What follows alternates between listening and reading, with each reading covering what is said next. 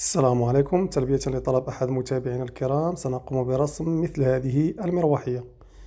انطلاقا من مركز السقف هنا سنقوم برسم دائرة شعاعها 80 سنتيم. بعد ذلك سنقوم بتقسيم هذه الدائرة إلى 6 أجزاء بهذه الطريقة. نقوم بتعليم على الدائرة بهذه الطريقة بنفس شعاعها للحصول على 6 نقاط. بعد ذلك سنقوم برسم خط بين هذه النقاط للحصول في الأخير على شكل سديسي.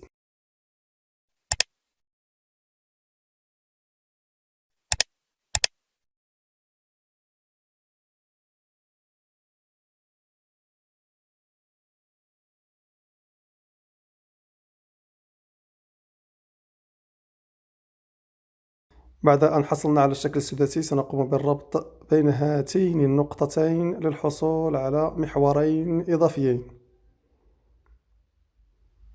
بهذه الطريقة للحصول على محورين إضافيين، هذه النقطة وهذه النقطة والنقطة الموجودة في الأسفل. بعد ذلك سنقوم بتقسيم هذه الخطوط على جزئين. كل هذه الخطوط التي وضعت عليها علامة سأقوم بتقسيمها إلى جزئين.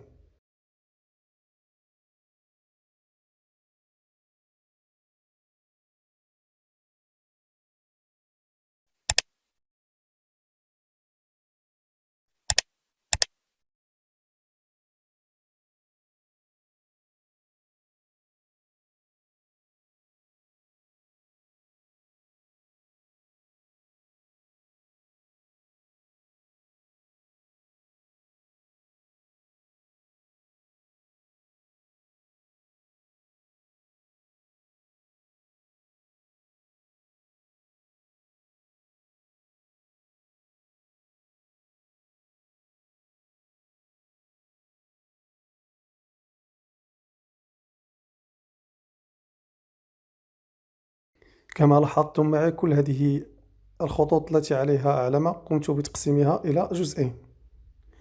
بعد ذلك وانطلاقا من هذه النقاط الجديدة أو هذه منتصفات هذه الخطوط سأقوم برسم أقواس بهذا الشكل.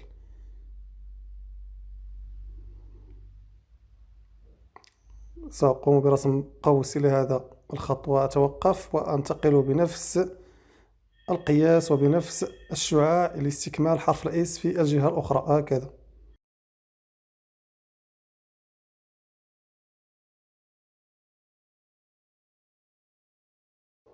ونكمل رسم المروحية بنفس القياس، أي بنفس هذا الشعاع. سأنتقل إلى النقاط الأخرى لاستكمال حرف الإس في جهات مختلفة.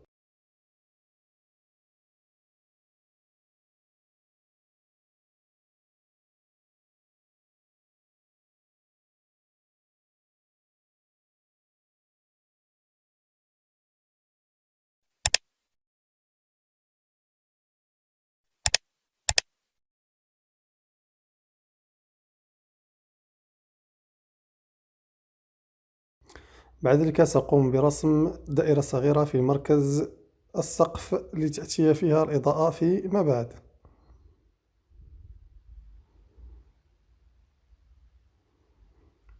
والآن سأقوم بمسح الخطوط الزائدة لكي يظهر الديكور بشكل جيد.